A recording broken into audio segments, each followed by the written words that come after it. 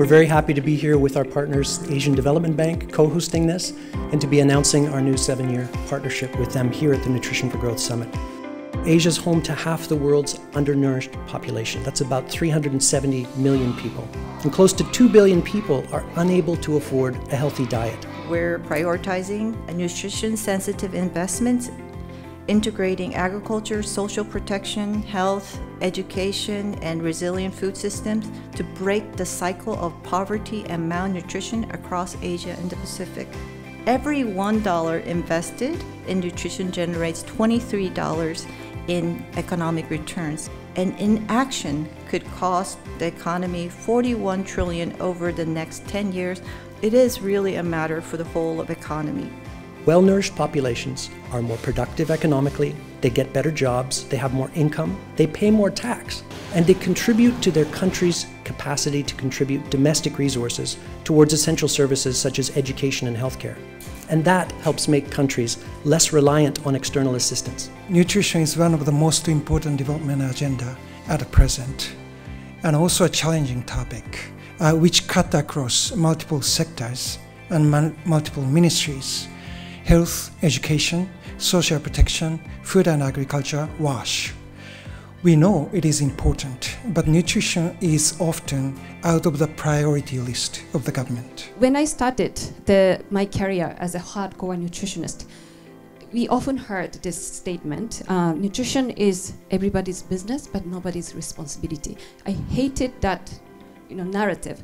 I wanted to change it, and that's partly why I wanted to work in the World Bank. Healthy diets are not a champagne problem that only the luxury of those who have the wealth to adopt it. They are a basic human right that we need to take on as one of the many things that our food systems need to deliver on. What are the key challenges you face in integrating nutrition into the development agenda program of your organization or of your government? When we look at the MDBs, the direct engagement is often with the Ministry of Finance, and nutrition is often housed in social welfare or health ministries, and they don't always feel enabled to make that ask. So what do we need to do to respond to some of these challenges? I think firstly, the engagement with the Ministries of Finance requires very strong institutional capacity at the country level to do good analytical work and make the investment case. Why nutrition development is very important, because once we address the issue of nutrition and how to provide nutritious food for all people, especially the young and school-age children, and then we address at the same time the issue of stunting. And the prevalence of stunting now in Indonesia is about 21.5. For the past 35 years, over 3 decades, the figures for nutrition for stunting are at over 40%. So that's a very large population. And the number has not changed over 35 years, despite a lot of spending and finance that has come into the country. And the problem mainly lies in the fact that the problem of nutrition is the challenge is multi-sectoral. The multi-sector nutrition action plan has really been instrumental in defining the bank's nutrition agenda.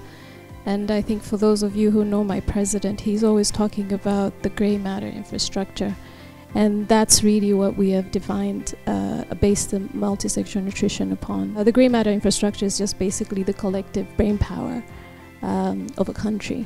Without nutritious, accessible, and affordable foods, we can't further progress on human capital development and inclusive and resilient economic growth. We are clearly in the middle of a shift from thinking about nutrition funded by aid to nutrition financed as an investment.